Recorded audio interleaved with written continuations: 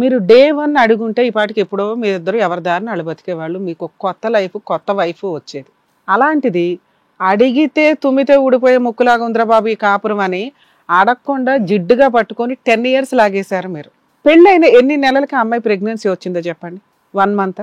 లేదు madam. 3 months? పెళ్ళైనాక 4 monthsకి వచ్చింది. 4 monthsకి మీతోనేనా? ఆ తర్వాత పెద్దగా మీకు ఫిజికల్ రిలేషన్ లేదు. పెద్దగా కాదు, నేనేమంటున్నానంటే అసలు లేదంటాను. అది మీ గుండెల మీద చేసుకుంటే మీకు తెలుసు. మీరు ఆ అమ్మాయిని వదలటం లేదు, కానీ ఆ అమ్మాయి డెలివరీ అయిన ఆ స్టేజ్ నుంచే మిమ్మల్ని వదిలేసింది. మిమ్మల్ని వదిలించుకోవడం కుదరక ఇంకొకటి ఎవడో బెటర్ పర్సన్ దొరక్క అప్పటికి ఇక అలాగే నడిపించుకుంటూ వచ్చింది. అలాంటి సిచ్యుయేషన్లో మీ పేరెంట్స్ని ఎంటర్టైన్ చేయలేదు, నిన్ను ఎంటర్టైన్ చేయలే. నువ్వు ఎప్పటికప్పుడు ఏదో ఒకటి వస్తూ కొనిస్తూ ఆవిడ బెటర్గా చూసుకోవాలి, ఇలా చూసుకుంటే నాతో ఉంటుందేమో అనుకొని ఉంచుకున్నావే తప్ప ఆవిడ ఏ రోజు ఇతను నా భర్త అని పెద్దగా ఎంటర్టైనే అవ్వల. ఆవిడ లైఫ్ స్టైల్ వేరు, ఆవిడ వ్యవహారం వేరు. నేను ఎందా నుంచి అడుగుతున్నది, పెద్దగా మోడల్ ఫీల్డ్లో ఉన్న వాళ్ళు కూడా అటువంటి సర్జరీలు చేయించుకోవడానికి ఎంతో నెసరీ అయితేనే చేయించుకుంటారు. రిస్క్ ఉంటుంది మేడం. అట్లాంటిది తిప్పి కొడితే 5 లక్షలు అప్పు ఉంది, సెకండ్ హ్యాండ్ కారు కూడా తినగలేని కుటుంబంలో పిల్లేంటి, మా భవిష్యత్తు ఏంటి అని ఒక స్త్రీ సహజంగా ఆలోచిస్తుంది. అలాంటి అమ్మాయి అందం కోసం అంత ఇంపార్టెన్స్ ఇచ్చి అన్ని ప్రాసెస్లు కంప్లీట్ చేసుకుంటుంటే మీరు అయినా కూడా నా భార్య మంచిదేనండి, ఏది జరిగినా పర్లా నాకు భార్యగా ఉండాలండి అంటే అది మీ మొండితనం, మూర్ఖత్వం కింద లెక్క. మీరు ఇక్కడ కూర్చున్న ఇంతసేపట్లో నా పిల్ల కావాలండి అని అడగల, మేం చెప్పాం ఆ సలహా. పిల్ల గురించి పోరాడితే మీ క్యారెక్టర్ బాగుండేదండి, అలాంటి ఒక అమ్మాయి గురించి ఎందుకు మాట్లాడుతున్నారు, ఎందుకు కావాలని అడుగుతున్నారు అని. అంటే ఈ బొమ్మ నచ్చితే ఆ బొమ్మేనా, ఇంకా ఆ బొమ్మ పుచ్చుదా మంచిదా, దానివల్ల మనకి ప్లస్సా మైనస్ అని ఆలోచించుకోరా? ఎవరో బయట అమ్మాయి కోసం మీరు ఆలోచిస్తున్నారు, మీకోసం మీ తల్లిదండ్రులు ఎంత బాధపడుతుంటారు. ఏంటి ఒక కొడుకు ఈ రకంగా చెప్పా పెట్టుకుంటూ వెళ్ళిపోయావు, పెళ్లి చేసేసుకున్నావు, తిప్పి కొడితే 6 నెలల్లో, మేము ఫస్ట్ స్టార్టింగ్లో అడిగింది అదే, 6 నెలల్లో ఏం చూసావయ్యా అంటే ఇంట్లో వాళ్ళని కాదనుకుని వెళ్ళిపోయి పెళ్లి చేసుకున్నావు. ఆవిడ గురించి ఒక క్యారెక్టర్ తెలిసిన అమ్మాయికి ఆల్రెడీ ఓ పెళ్ళి అయిందని. సహజంగా ఒక మగాడు ఖచ్చితంగా ఆ పాయింట్ మీద పెద్ద గొడవే చేస్తాడు, కనీసం ఎంక్వైరీ చేసి ఎవిడెన్స్లు పెట్టుకుంటాడు. అది పెట్టుకుంటే నిజమని తెలిసిపోద్దని నువ్వు తెలుసుకోవడానికి కూడా రెడీ అవ్వాల, అడగడానికి రెడీ అవ్వాల. అలా ఇలా ఒక నిప్పుని ఇట్లా పెట్టుకుని ఎంతకాలం దాచుకోగలవు? శరీరం కాలిపోతుంది. ఇక్కడ మీ డెసిషన్ కరెక్ట్ కాదు. ఈ కేసు ఎక్కువసేపు కూడా నేను మాట్లాడాల్సిన అవసరంలా, లీగల్ ప్రాసెస్లు తెలుసుకుంటే చాలు. మా ఆవిడ నాకు కావాలండి అనే మీ కేసులో మీ ఆవిడకి 1 point కూడా పడట్ల. నీకు కావాలి కదా అని మేము తీసుకొచ్చి ఇచ్చేయలేం. కలిపే కేసులే మేము ఎక్కువ చేస్తాం, ఎక్కువ.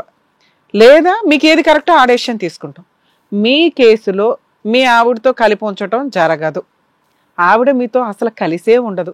బలవంతంగా ఒక వ్యక్తిని తీసుకొచ్చి మీ దగ్గర అంటగట్టడం అసలు కుదరదు. ఎందుకంటే ఆవిడ లైఫ్ స్టైల్ వేరు, ఆవిడ వ్యవహారం వేరు. మీరు ఇంట్లో ఒక డస్ట్బిన్ టైపు ఉన్నంతల వరకు వదిలించుకోవడం కుదరక ఊరుకుంది తప్ప ఇప్పుడు వదిలించుకోవడం కుదిరింది. ఒక భార్య ఇల్లు కొనుక్కుంటుంటే భర్తకి తెలియదంటే నీ పరిస్థితి, నీ స్థానం ఏ స్టేజ్లో ఉందో నీకు అర్థమైందా? నీకు ఇంపార్టెన్స్ ఇచ్చే వ్యక్తులు ఎవరో? నీ తల్లిదండ్రులు. నీ గురించి ఆలోచించుకోగలరు, వాళ్ళకి ఒక క్లారిటీ ఉంటుంది, వాళ్ళని కాపాడుకోవడం ఎట్లా అని ఆలోచించు. ఈ పనికిమాలిన ఆవిడ కోసం కాదు. మేడం నాకు ఆవిడ కావాలండి అని పుసుక్కుని అడిగేసావు కదా, మాకు ఎంత బాధేసిందో. ఏంటి 10 ఏళ్ల నుంచి ఈ పిల్లోడికి అక్కడ ఒక డస్ట్బిన్ లాగా ట్రీట్ చేస్తున్న వ్యక్తిని ఇంకా నాకు అమ్మాయి కావాలంటాడేంటి, ఇంకెప్పుడు మారుతాడు ఈ పిల్లోడని బాధేస్తుంది మాకు. మీరు ఇలాగే ఉంటే మీ తల్లిదండ్రులు ఏమైపోతారో తెలుసా? మారాలుగా. మీరు ఇప్పటికైనా అయిపోయింది కదా, అయిపోయింది, ఏమీ లేదు ఆవిడ వల్ల నీకు ఉపయోగం. నిన్ను తక్కువ చేసుకుని చూసుకోవడం తప్ప. నువ్వు ఒక ఆఫ్టర్ ఆల్ క్యారెక్టర్ ఆవిడ దృష్టిలో. అదే మీ అమ్మ నాన్న విషయంలో నువ్వు ఒక యువరాజు, నీ కూతురు విషయంలో నువ్వు ఒక మహారాజు. అవునా? కూతురు లీగల్ ప్రాసెస్లో కూతురు కూడా మీకు హ్యాండ్ ఓవర్ చేయడం కుదరదు. ఉన్నంత వరకు ఎంజాయ్ చేశారు, అంతవరకే. ఇప్పుడు ఆవిడ ఉంది చూసారా, షోల వైఫ్, ఆవిడ మీరు ఇంకా కనిపెట్టడానికి భయపడ్డారేమో కానీ కాపురం నిలబెట్టుకోవాల్సిన వ్యక్తి ఎవరన్నా ఉంటే ఆవిడ. వాళ్ళ ఆయనతో ఆవిడే 2 పిల్లలను పెట్టుకుని ఆఫ్టర్ ఆల్ గాడు ఇట్లాంటి క్యారెక్టర్లు వేసాడు నాకు ఎందుకు అని పోలీస్ స్టేషన్లో కేసులు వేసింది. డైవర్స్ కేసు అతను వేసినా ఆవిడ వేసినా ఆవిడ గట్టిగా కాంపెన్సేషన్ తీసుకొని అతనికి చెప్పాల్సిన బుద్ధి అయితే చెప్తుంది. ఆయన దేవితో కలిసి ఉంటాడా, పొల్లమ్మతో కలిసి ఉంటాడా, ఎల్లమ్మతో కలిసి ఉంటాడా కాదు, ఆవిడ దృష్టిలో మోసం చేశాడు అని. అది నువ్వు మాట్లాడాలి కదా. నువ్వు మాట్లాడట్లా, నా భార్య నాకు కావాలండి అని మాట్లాడుతున్నావు. ఒకవేళ మీరు ఏ కేసులు వేయడానికి లేదు, సైలెంట్. మరి ఏంటి నాకున్న రైట్స్ ఏంటి మేడం అంటే, లేదండి నా భార్య కావాలంటే, భార్య కావాలని నువ్వు కేసు వేసావనుకో ఇవంతా చెత్త బయట పెట్టాలి. ఆవిడ ఇలాంటిది అలాంటిది అలాంటిది అయినా నాకు భార్య కావాలండి అని. లేదా మా ఆవిడ మంచిదంటే ఎట్లా కుదురుతుంది? ఎందుకు వెళ్ళిపోయింది మంచిదైతే? అర్థమవుతుందా? సో నువ్వు కాపురం కావాలని కేసు వేసినప్పుడు ఆ అమ్మాయి నిన్ను వదిలించుకోవడం కుదరకపోతే నిన్ను మానసికంగా ఇబ్బంది పెట్టడానికి ఉన్న ఆయుధాలు మీ అమ్మ నాన్న. వాళ్ళకి పాపం ఏమీ తెలియదు. అయినా కూడా ఆవిడ పోలీస్ స్టేషన్కి వెళ్ళి మీ మీద మీ అమ్మ నాన్న మీద కేసు అయితే ఫైల్ చేస్తుంది. తప్పు చేసింది ఆవిడే.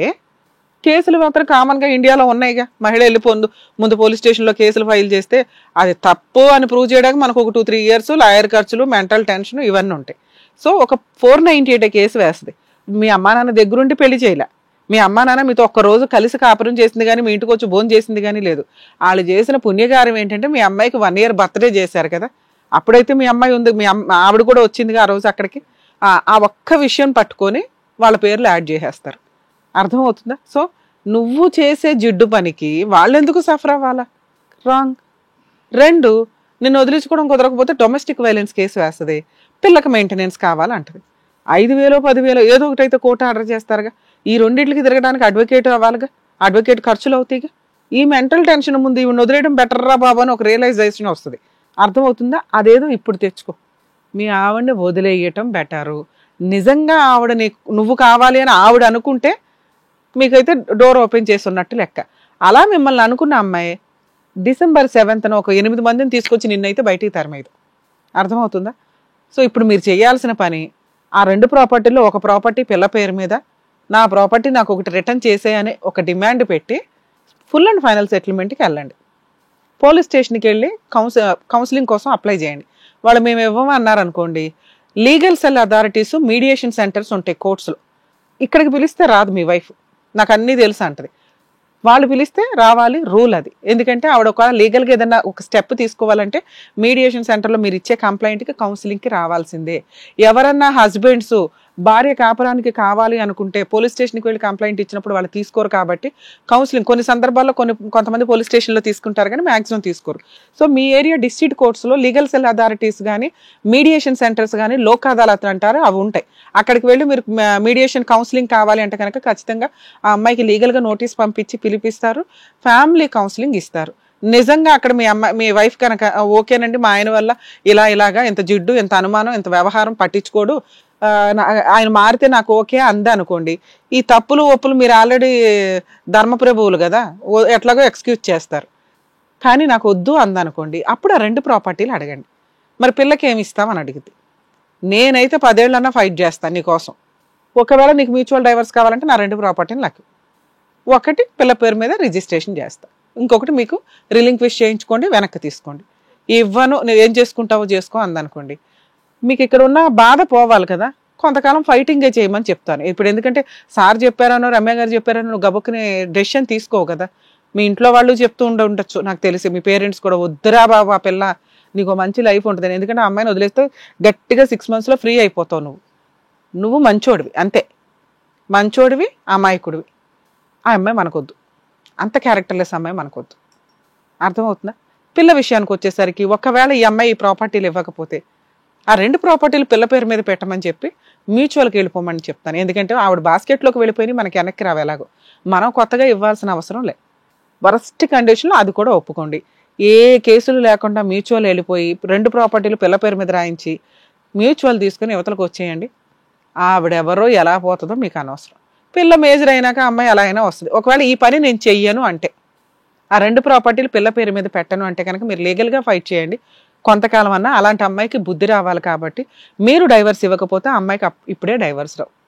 కానీ మీ పక్కకి తీసుకొచ్చి నుంచో పెట్టలేము, మీతో ఫోటోలు దింపలేము, మీ ఇద్దరిని ఒకే ఇంట్లో ఉంచలేం. పాప విషయంలో విజిటేషన్ రైట్స్కి వేసుకోండి సార్. కోర్టులో లీగల్ ప్రొసీడింగ్స్లో విడిపోయిన ఏ కేసులోనైనా కానీ సొంత తండ్రి అయినా పిల్లల దగ్గరికి వెళ్ళాలి అంటే కోర్టు పర్మిషన్ తోటే వెళ్ళాలి. నా పిల్లలు నా ఇష్టం అని వాళ్ళ ఇంటికి వెళ్తే వాళ్ళు వేసే ఫాల్స్ కేసులు ఉంటాయి చూసారా, పిల్లని ఎత్తుపోవడానికి వచ్చాడు, పిల్లల్ని కొట్టడానికి వచ్చాడు, మమ్మల్ని చంపడానికి వచ్చాడు అని వాళ్ళ ఇంటికి మనం వెళ్తాం కదా, అలా ఫాల్స్ కేసులు వేసేస్తూ ఉంటారు. సో మ్యాక్సిమం తండ్రులు చేసే మిస్టేక్ ఏంటంటే ఎమోషన్గా వాళ్ళు ఎలా వెళ్ళిపోతూ ఉంటారు, వెళ్ళిపోయి పిల్లల్ని చూడడానికి అంటారు. ఎక్కడైనా ఏదైనా క్రైమ్ జరిగితే ఎవరి రెస్పాన్సిబిలిటీ, అందుకని కోర్టులు రానివ్వట్ల. సో మీరు చేయాల్సిన పని మీడియేషన్ ట్రై చేయండి, ఆవిడతో సెటిల్మెంట్ ట్రై చేయండి. అవ్వకపోతే వేయాల్సిన లీగల్ కేసు వేసుకుంటూ చైల్డ్ విజిటేషన్ రైట్స్ కోసం పిటిషన్ ఫైల్ చేసుకోండి. మీకు మ్యాక్సిమం వీక్లీ సాటర్డే సండే అడిగారంటే 15 daysకి ఒకసారన్నా పిల్లని చూపించడానికి పర్మిషన్ ఇస్తారు. వాళ్ళ ఇంటికి వెళ్ళి చూడడం కాదు, కోర్టు దగ్గర కానీ ఏదైనా మాల్స్లో కానీ ఇలా ఇస్తున్నారు ఈ మధ్య పర్మిషన్స్. ఒక హాఫ్ డే పిల్లతో టైం స్పెండ్ చేశారంటే పిల్లకి తెలుస్తుంది అమ్మ క్యారెక్టర్ ఏంటి, నాన్న ఎందుకు వదిలేశాడని. అర్థమవుతుందా? Better option full and final సెటిల్మెంట్కి వెళ్ళిపోండి సార్. మీకు బాధ అనిపించినా కూడా ఇట్లాంటి వాళ్ళని వదులుకోవడం చాలా అవసరం మీ లైఫ్లో.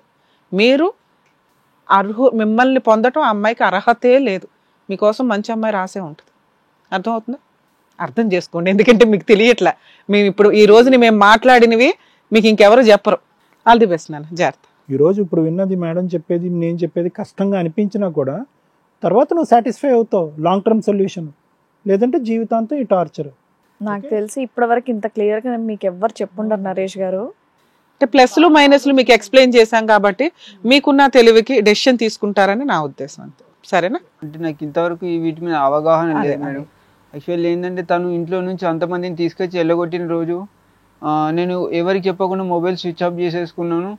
సూసైడ్ చేసుకుంటానని ఆయన గడ్డి కొట్టి మంది ఉంటుంది కదా, అది కలుపుకొని. ఎవరో అమ్మాయి కోసం నువ్వు సూసైడ్ చేసుకోవడం ఏంటి? నీ తల్లిదండ్రులు ఏమైపోతారు అనుకున్నావు? నిన్ను కనీ పెంచి ఇది చేసింది నువ్వు సూసైడ్ చేసుకోవడానికా? ఒక్కసారి మీ నాన్న మొహం చూడు. ఏం పర్లేదు నాన్న, ఇక నుంచి రోజులన్నీ నీ హ్యాపీగా ఉండు. పర్ఫెక్ట్ డెసిషన్ తీసుకో. మ్యూచువల్ డైవర్స్ ఇప్పుడు నేను చెప్పిన పద్ధతిలో. ఓకేనా? ఆల్ ది బెస్ట్ నాన్న. జీవితంలో ఆ పని మాత్రం చేయొద్దు. సూసైడ్ అనేటటువంటి పదం నీ నోట్లోంచి రాకూడదు, ఆలోచన కూడా రాకూడదు. అర్థమైందా? మీ తల్లిదండ్రులను చూసుకుంటూ హ్యాపీగా ఉండటానికి ట్రై చేయి. వాళ్ళు బాధ పెట్టొద్దు. జాగ్రత్త.